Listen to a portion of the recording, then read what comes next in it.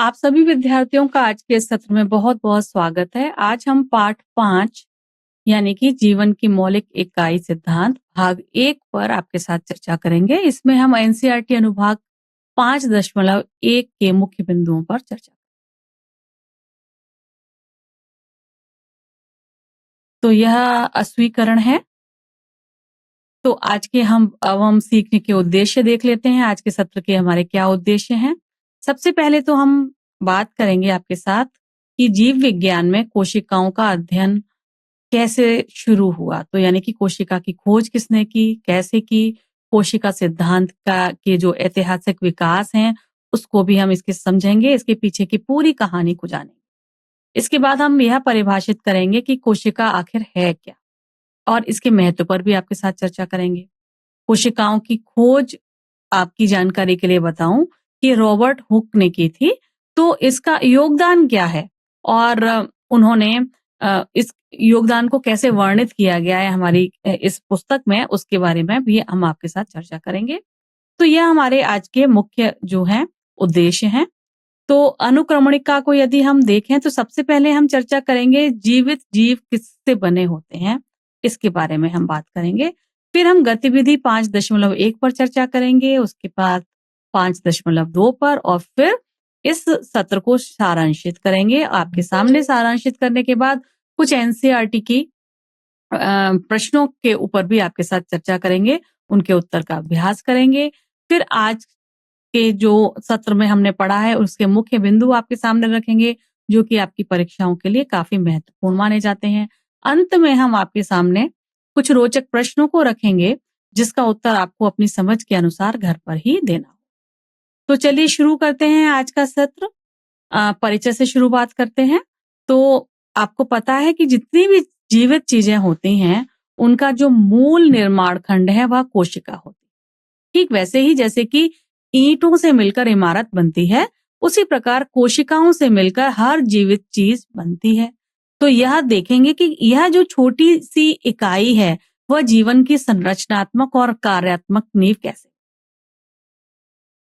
तो सबसे पहले 1665 में रॉबर्ट हुक नाम के एक वैज्ञानिक थे। उन्होंने सूक्ष्मदर्शी के नीचे कॉर्क के एक पतले टुकड़े को देखा और छोटे छोटे उन्हें बॉक्स जैसे यह दिखाई दिए। जब ये छोटे छोटे बॉक्स जैसे दिखाई दिए तो उन्होंने इसको कोशिका। रॉबर्ट हुक ने कोशिका शब्द का चयन ही क्यों किया? क्योंकि उन्हें सूक्ष्मदर्शी में दिखाई देने वाली जो बॉक्स जैसी संरचनाएं थी, वह उन्हें उन छोटे छोटे कमरों की याद दिला रही थी, जिन्हें मठों में भिक्षु अपने रहने के लिए उपयोग किए जाते। छोटे छोटे कमरे वो होते थे, तो इसलिए उनको देखकर उन्हें एकदम से मठों में रहने वाले भिक्षुओं की जो जगह थी, छोटे छोटे कमरे थे, उनकी याद आई।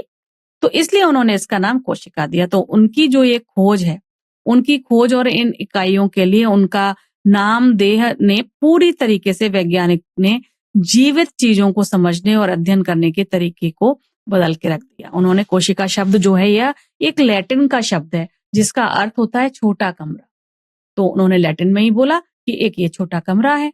लेकिन जैसे ही उन्होंने इस चीज की खोज की, तो जो जैविक अध्ययन में इस खोज के बाद काफी क्रांति आ गई।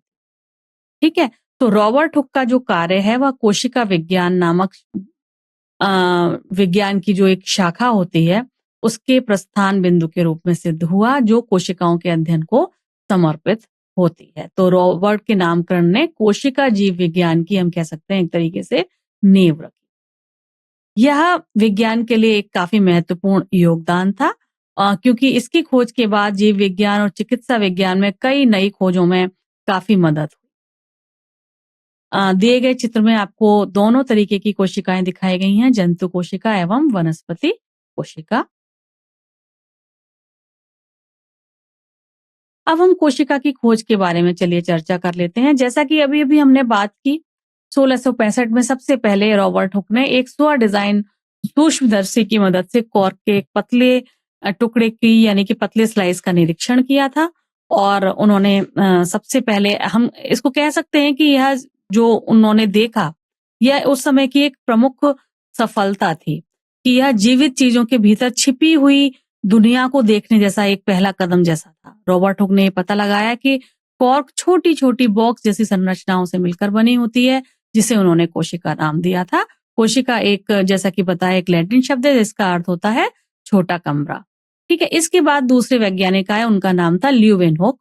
उन्होंने 1674 में तालाब के पानी में जीवित कोशिकाओं जैसे जीवाणु और प्रोटोजोआ को देखा, तो वह इन जीवित कोशिकाओं को देखने वाले पहले व्यक्ति बने।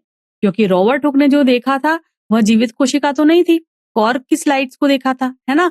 जीवित कोशिका को सबसे पहले देखा ल्यूवेनहुक ने। तो इस खोज ने यह दिखाया कि कोशिकाएं जो हैं वह केवल खाली डिब्बे नहीं होती, वह जीवित होती हैं और सक्रिय होती हैं और सभी जीवित जीवों के लिए आधार बनाती हैं। रॉबर्ट ब्राउन इसके बाद आए। रॉबर्ट ब्राउन ने 1831 में कोशिका के अंदर नाभिक की खोज की और उन्होंने बताया कि नाभिक नियंत्रण केंद्र की तरह होता है, जिसमें कोशिका की गतिविधियों के लिए निर्देश शामिल हैं, जैसे एक कार्यालय में प्रबंधक होते हैं। पुरकिंजे ने 1839 में कोशिका के भीतर एक तरल पदार्थ देखा, जिसे उन्होंने प्रोटोप्लाज्म शब्द दिया। प्रोटोप्लाज्म के बारे में यह समझाया कि प्रोटोप्लाज्म जेली जैसी एक संरचना है जो सभी महत्वपूर्ण हिस्सों को एक साथ रखता है और उनको कार्य करने देता है। तो रॉबर्ट हुक ने जो कोशिका देखी थी, किस तरीके से देखी थी, किस सूक्ष्मदर्शी से देखी थी, वो इस चित्र में आपको दिखाया गया है। तो चलिए अब इस अनुभाग को समाप्त करते हैं। और हमने इस अनुभाग में देखा कि कोशिका की खोज कितने वर्षों तक चली।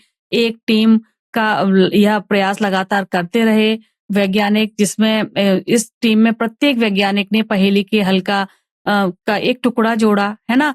तो अब हमारा जो अगला सत्र है उसमें हम कोशिकाओं के कार्य करने के तरीके को देखेंगे और उनके सभी जीवित चीजों के लिए इतना महत्वपूर्ण कोशिका को आखिर क्यों माना जाता है उसको समझेंगे। तो चलिए अब हम बात करते हैं कोशिका सिद्धांत की। तो उन वैज्ञानिकों पर ध्यान केंद्रित करते हैं जिन्होंने कोशिका सिद्धांत सबसे पहले प्रस्तावित किया था। तो दो जीव वैज्ञानिक थे, स्लाइडेन एंड स्वान। ठीक है, स्लाइडेन ने 1838 में, वनस्पति विज्ञानी थे ये, और वो पौधों का अध्ययन करते थे। तो उन्होंने महसूस किया कि जो पौधे हैं वे कोशिकाओं से मिलकर बने होते हैं। और जो दूसरे वैज्ञानिक थे स्वान, उन्होंने 1839 में, प्राणी विज्ञानी यह भी थी, यहाँ पर जंतुओं के लिए का अध्ययन करते थे ये, तो हम कह सकते हैं जंतु विज्ञानी थे। तो इन दोनों ने सेम बात कही, पौधों के लिए स्लाइडेन ने और जंतुओं के लिए स्वान ने। तो फिर अब देखते हैं कि इन्होंने जो सिद्धांत बनाया वो क्या था। तो इन दोनों ने मिलकर फिर ये कहा कि जो सभी जीवित जीव हैं, चाहे पौधे हैं चाहे जंतु हैं, दोनों ही कोशिकाओं से मिलकर बने होते हैं। इसका मतलब है कि चाहे आप एक छोटे जीवाणु को देख रहे हैं या फिर एक विशाल वृक्ष को, वे सभी इन छोटी इकाइयों से बने होते हैं जिन्हें कोशिका कहा जाता है। ठीक है, चलिए अब हम बात करते हैं अगले पॉइंट की कि कोशिका क्या है। कोशिका है जीवन की मौलिक इकाई। इसका अर्थ है कि कोशिका सबसे छोटी इकाई है जिसे हम जीवित मान सकते हैं या जीवित जिसे माना जाता है। इसके बाद एक और वैज्ञानिक आए जिनका नाम था वर्च्यू। उन्होंने 1855 में यह कहकर इस सिद्धांत का विस्तार किया कि सभी कोशिकाएं पहले से मौजूद कोशिकाओं से ही उत्पन्न होते हैं।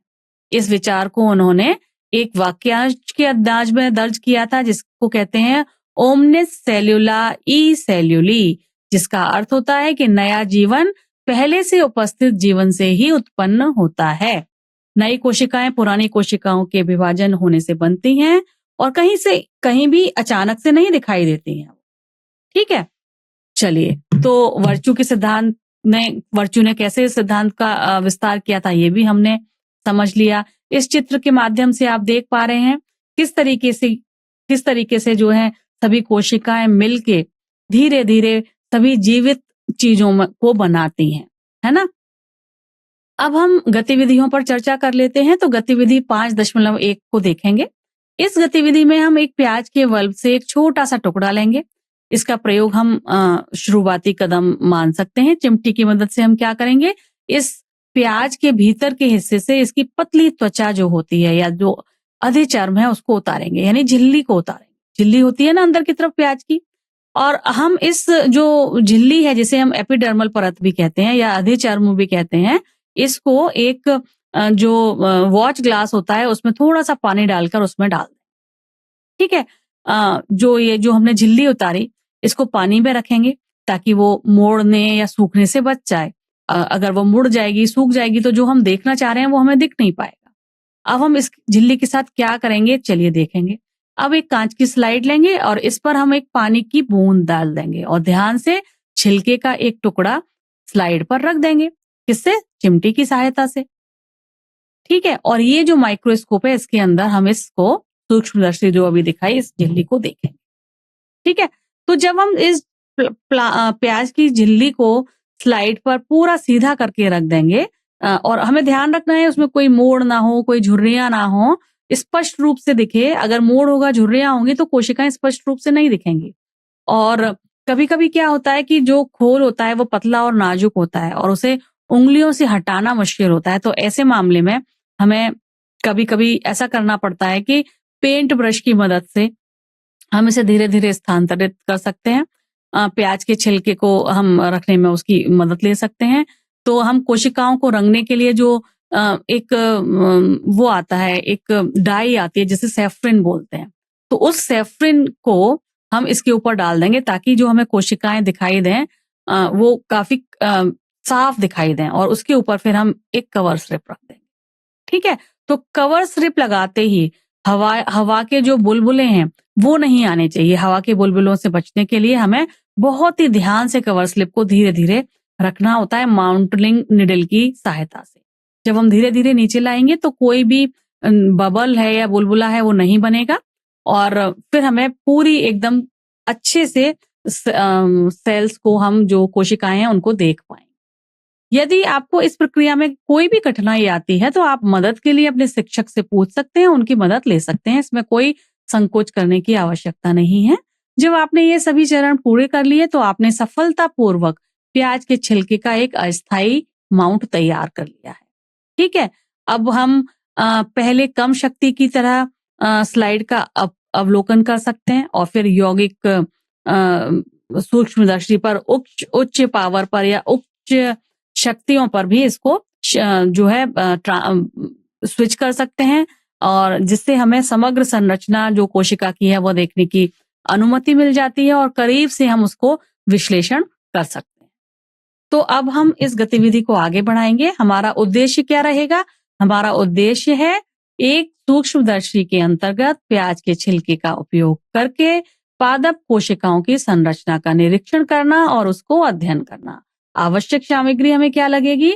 एक ताजा प्याज का टुकड़ा लगेगा, चिमटी, watch glass, glass slide, cover slip, पानी, सैफरन डाई जिसे सैफरन अभिरंजक भी कहा जाता है, ऊंट के बालों वाला ब्रश, आरोहण सुई एवं संयुक्त सूक्ष्मदर्शी। प्रक्रिया में हमें क्या करना है? प्याज की जो आंतरिक परत है उसकी अधिचर्म को निकालना है, छिलके को पानी के साथ वॉच ग्लास पर रखना है। इसके बाद हमें छिलके को पानी की बूंदों के साथ स्लाइड पर स्थानांतरित करना है, उसके ऊपर सैफरन अभिरंजक डालना है और ध्यान से धीरे धीरे कवर स्लिप को रखना है ताकि कोई बबल ना आए, और फिर हमें सूक्ष्मदर्शी के अंदर अब इस प्याज की जो परत है उसको निरीक्षण उसका करना। ठीक है, तो अवलोकन में हमें क्या दिखाई देगा? हमें अवलोकन जब हम सूक्ष्मदर्शी के अंदर करेंगे तो ये जो कोशिकाएं हैं वह आपको आयताकार या ईंट के आकार की दिखाई देंगी। यह नियमित आकार उन्हें एक दूसरे से सटे होने और फिट होने में मदद करता है। प्रत्येक कोशिका में हमें कोशिका भित्ति दिखाई देगी, कोशिका झिल्ली दिखाई देगी, कोशिका द्रव्य, केंद्रक, रिक्तिका, ये सभी चीजें दिखाई देंगी। तो अब इसको देखने के बाद हमारा निष्कर्ष क्या निकलेगा? हमारा निष्कर्ष निकलेगा कि प्याज के खोल की कोशिकाएं पौधे की कोशिकाओं की सामान्य संरचना को दर्शाती हैं। उनमें एक अलग अलग कोशिका भित्ति, झिल्ली, केंद्रक तथा अन्य महत्वपूर्ण घटक होते हैं जिनसे प्रत्येक का एक विशिष्ट कार्य होता है। यह गतिविधि यह प्रदर्शित करती है कि कोशिका पौधे के जीवन की एक मूल इकाई चलिए अब हम गतिविधि 5.2 पर ध्यान रखते हैं। इसमें हम पत्ती के छिलके, प्याज की जड़ें जो होती हैं, उसकी जड़ों के शीर्ष, यहाँ तक कि विभिन्न आकार के प्याज के छिलकों के अस्थायी माउंट तैयार करने की कोशिश करेंगे। जिसके लिए हम पत्ती लेंगे, लहसुन की जड़ के छोर भी ले सकते हैं या विभिन्न आकार के लहसुन या प्याज के टुकड़े भी ले सकते हैं। इस क्रिया को पूरी करने के बाद हम अपने अवलोकन के बारे में विचार करेंगे और कुछ महत्वपूर्ण प्रश्नों का उत्तर भी देंगे। तो यहाँ जो पहला प्रश्न आएगा वो ये आएगा कि क्या सभी कोशिकाएं आकार और आकृति में समान दिख रही थी? या दूसरा प्रश्न हमारा यहाँ पर आएगा कि क्या सभी कोशिकाएं संरचना के अनुसार समान दिखती हैं? और एक प्रश्न यहाँ यह भी आएगा कि क्या विभिन्न भागों की कोशिकाओं में हम कोई अंतर ढूंढ सकते हैं? तो अंत में हम यह विचार करेंगे कि हम कौन से समानता ढूंढ सकते हैं, भले ही अंतर हो। सभी पौधे कोशिकाएं जो हैं वह कोशिका दीवार और नाभिका के कुछ जो सामान्य विशेषताएं हैं उनमें से ये अंश तो सभी के पास होंगे, भले ही उनका आकार अलग हो, लेकिन नाभिका सबके पास होगी और कोशिका की जो कोशिका भित्ति है वो सभी के पास हो। तो हमें देखना है क्या असमानता है, क्या समानता है, यह सब हमको देखना होगा इस गतिविधि में। तो इस गतिविधि को शुरू करेंगे। तो हमारा जो मेन शीर्षक है वो होगा पौधे की कोशिकाओं का अध्ययन, उसके विभिन्न भागों से करना। ठीक है, तो यह हमारी गतिविधि का केंद्र है, जिसमें हम लहसुन की पतली, जड़ के छोर और पत्ती की कोशिकाओं की तुलना करेंगे ताकि उनकी संरचना उनके कार्य से कैसे संबंधित है वो हम समझ सकें। तो हमारा जो उद्देश्य है वो है अस्थायी माउंट का प्रयोग करके पौधों के विभिन्न भागों से पादप कोशिकाओं का निरीक्षण करना और उनकी तुलना करना। आवश्यक सामग्री के लिए हमें फिर से लहसुन या फिर प्याज का बल्ब लेना है, ग्लास स्लाइड लेनी है, कवर स्लिप लेना है, सूक्ष्मदर्शी, सैफरन एवं चिमटी लेनी है। इस प्रक्रिया के लिए हमें अस्थायी माउंट तैयार करने के लिए प्याज की झिल्ली चाहिए, प्याज के जड़ का शीर्ष स्थान भी चाहिए और पत्ती की झिल्ली भी चाहिए। और इसके लिए हम इन झिल्लियों को उतार कर उसको सूक्ष्मदर्शी के नीचे रखेंगे और उसके ऊपर फिर सैफरन अभिरंजक डालेंगे। सैफरन अभिरंजन डालने के बाद हम धीरे धीरे जो है कवर स्लिप रखेंगे ताकि कोई भी उसके अंदर बुलबुला ना आए और सूक्ष्मदर्शी में स्पष्ट रूप से हमें कोशिका दिखाई दे। अब हम इस तैयार स्लाइड से का जो है निरीक्षण सूक्ष्मदर्शी के अंदर करेंगे। अब हमें इस गतिविधि के अंत तक चलते हैं, तो हम अब देखेंगे अगले सत्र में कि हम इनके अवलोकन करने पर हमें क्या-क्या दिखाई दिया। ठीक है, चलिए अब हम अवलोकन पर चर्चा करते हैं। तो इसमें हम देखेंगे कि कोशिकाएं अक्सर आकार और आकृति में के संबंध में एक जैसी दिखती हैं। पौधे की विभिन्न प्रकार की कोशिकाओं की तुलना करते समय एक यह महत्वपूर्ण बिंदु होता है। उदाहरण के लिए प्याज के खोल की जो कोशिकाएं थी वह आयताकार थी और दीवारों में ईंट की तरह व्यवस्थित थी। दूसरी ओर जो जड़ के सिरे से हमने कोशिकाएं ली थी, प्याज के जड़ के सिरे से, वह कोशिकाएं गोल थी, छोटी थी और सक्रिय रूप से विभाजित हो रही थी। तो उन्हें हम पौधे का विकास क्षेत्र भी मान सकते हैं, जहां नई कोशिकाएं लगातार जड़ के विकास में मदद के लिए उत्पन्न होती रहती। पत्ती के खोल की जो कोशिकाएं थी उनके आकार में अनियमितता देखने को मिली। उनमें रंध्र भी दिखाई दिए, यानी स्टोमेटा भी दिखाई दिए। ये जो रंध्र थे यह छोटे दरवाजों की तरह होते हैं जो गैसों के अंदर और बाहर जाने के लिए रास्ता देते, जिससे पौधों को सांस लेने और पानी को नियंत्रित करने में मदद मिलती है। रंध्र सिर्फ पत्तियों में मौजूद होते हैं और यह कोमल तनों के ऊपर भी उपस्थित होते हैं। इसके बाद हम ध्यान देते हैं कि कोशिकाएं अपनी आंतरिक संरचना में कैसी दिखती हैं या एक जैसी दिख सकती हैं। कुछ कोशिकाओं में अधिक स्पष्ट रिक्तियां होती हैं जो जल और पोषक तत्वों के लिए भंडारण टैंक की तरह कार्य करती हैं, और अन्य कोशिकाओं में अतिरिक्त समर्थन के लिए मोटी कोशिका भित्ति होती है या अधिक गतिविधि के लिए सघन जीव द्रव्य होता है। तो ये अंतर दिखाता है कि कोशिकाएं अपनी भूमिका के लिए किस प्रकार विशेषज्ञता को प्राप्त कर लेती हैं। यानी कि कुछ में अतिरिक्त बड़ी रिक्तिकाएं दिखाई दी, किसी के अंदर मोटी कोशिका भित्ति की मोटाई ज्यादा थी, कहीं कहीं कोशिका द्रव्य में घनत्वता ज्यादा। तो चलिए अब हम इस सत्र को सारांशित करेंगे। सबसे पहले हमने इसकी जो है इतिहास के बारे में बात की। तो हमने देखा कि कोशिकाओं की जो खोज है, सबसे पहले खोज करने वाला जो व्यक्ति था, उनका नाम था रॉबर्ट हुक। उन्होंने 1665 में कोशिकाओं का अवलोकन किया। अपने एक साधारण से माइक्रोस्कोप की सहायता से उन्होंने कॉर्क को देखा। कॉर्क क्या है? यह एक पेड़ की छाल होती है, वहां से एक पतले से टुकड़े को निकाला और वहां उन्होंने सबसे पहले कोशिकाओं को देखा। तो यह क्या था? सबसे विज्ञान में एक बहुत महत्वपूर्ण सफलता उस समय माना गया था, क्योंकि इससे हम आसानी से नंगे नेत्र के लिए अदृश्य एक पूरी नई दुनिया इन्होंने इस खोज के बाद खोजी थी। और इस चीज को देखने के बाद उन्होंने इनका नाम कोशिका दिया था, क्योंकि उनको यह छोटे छोटे कमरों जैसे दिख रही थी, जहां पर छोटे मठों में रहने वाले जो योगी होते हैं वो रहते थे, उनके छोटे छोटे कमरे होते थे। तो उन्होंने इसको भी कोशिका नाम दिया। ठीक है। इसके बाद ल्यूवेनहुक की बात की, जिनका पूरा नाम है एंटोनी वान ल्यूवेनहुक। वह पहले व्यक्ति थे जिन्होंने पहली जीवित कोशिका देखी। ठीक है, जीवित कोशिका। उन्होंने एक बूंद पानी में छोटे जीवों को घूमते हुए देखा था, जो कि एक बहुत महत्वपूर्ण घटना थी। इसके बाद रॉबर्ट ब्राउन की खोज के बारे में हमने बात की। उन्होंने 1831 में न्यूक्लियस या जिसे नाभिक कहते हैं उसकी खोज की थी। नाभिक कोशिका के कमांड केंद्र जैसा होता है, जो कोशिका के कार्य के लिए आवश्यक निर्देश रखता है।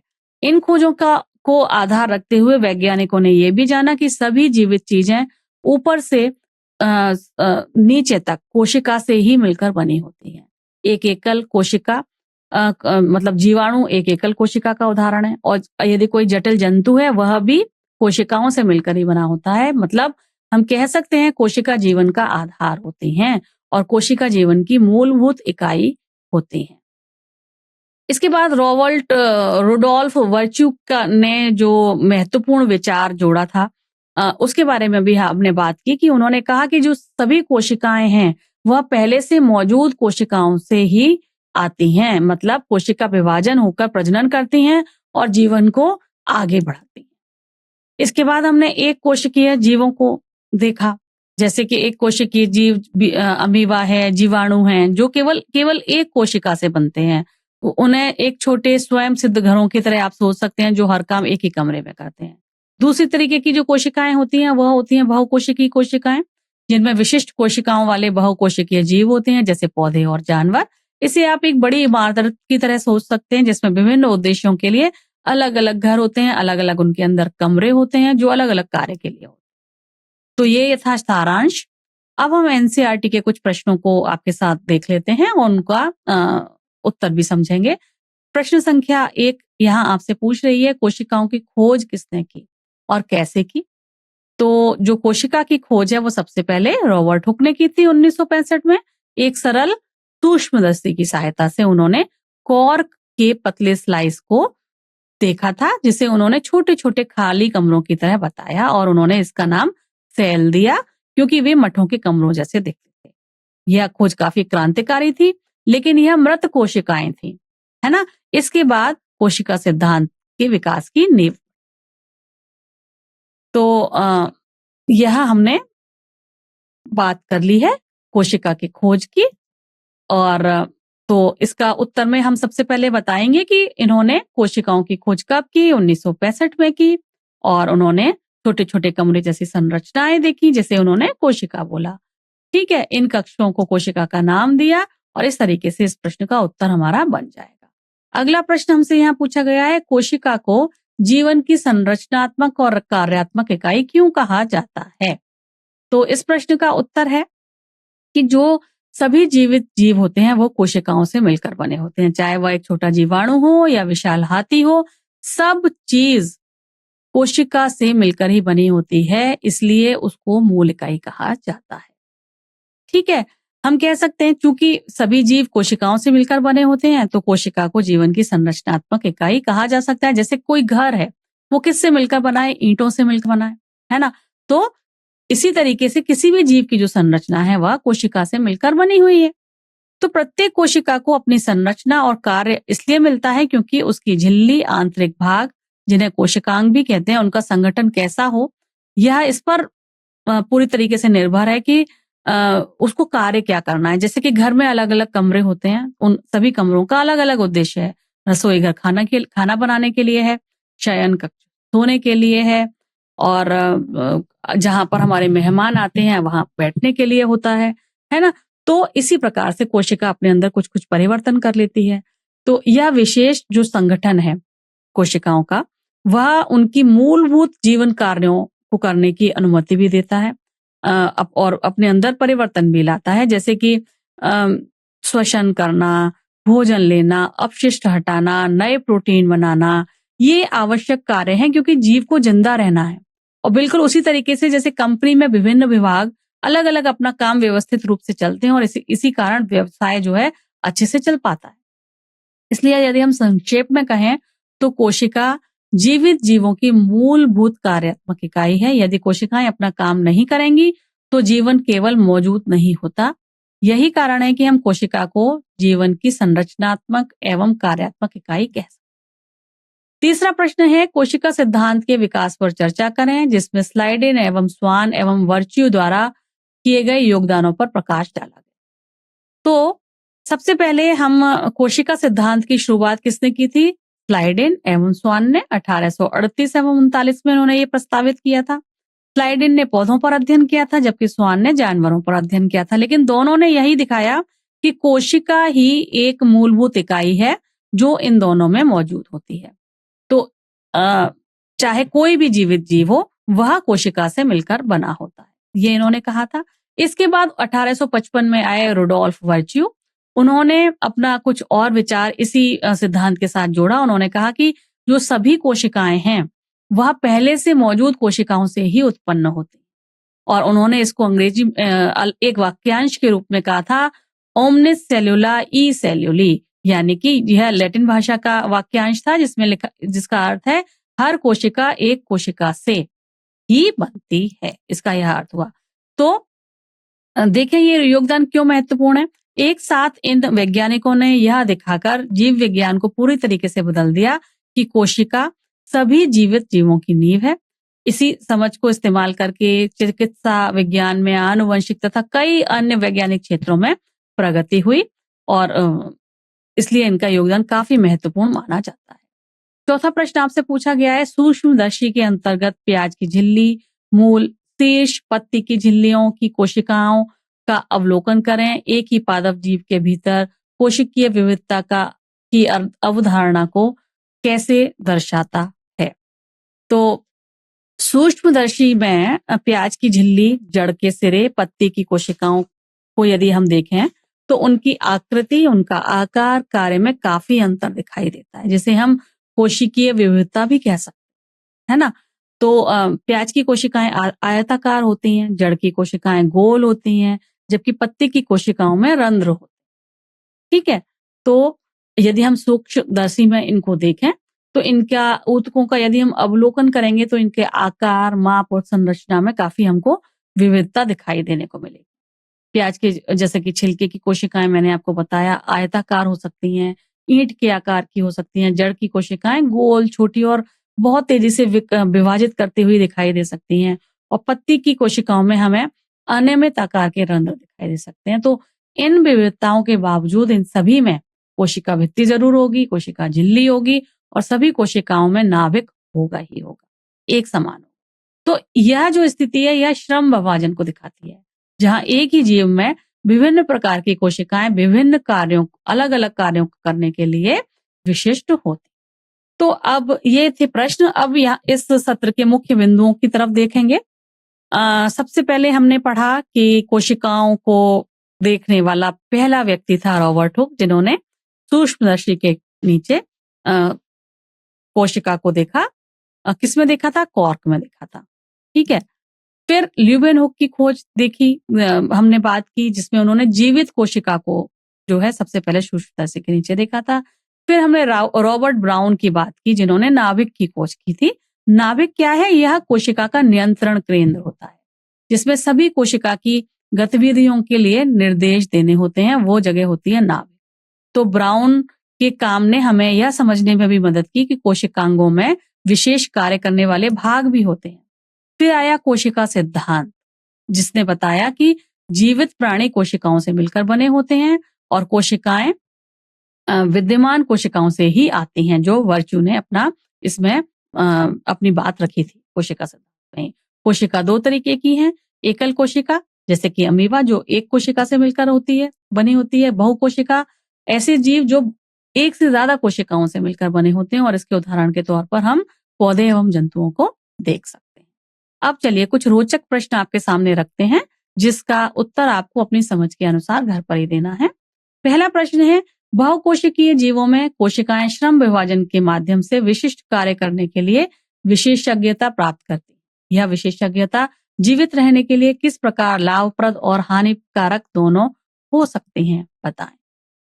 दूसरा प्रश्न आपके सामने है, ल्यूवेनहोक और हुक के सूक्ष्मदर्शीय प्रेक्षणों के वैज्ञानिक महत्व की आप तुलना करें और इनके तुलना करके बताएं, ठीक है। और आपके अनुसार किस खोज का कोशिका जीव विज्ञान पर अधिक प्रभाव पड़ा और क्यों? तो ये 2 प्रश्न आपके लिए हैं, जिसका आपको अपनी समझ के अनुसार उत्तर घर पर ही देना। तो यह था आज का सेशन, यह सत्र आप यहीं समाप्त होता है। आगे के सत्र के लिए हम फिर आपके साथ मुलाकात करेंगे। तब तक के लिए अपना खूब ध्यान रखिए। नमस्कार।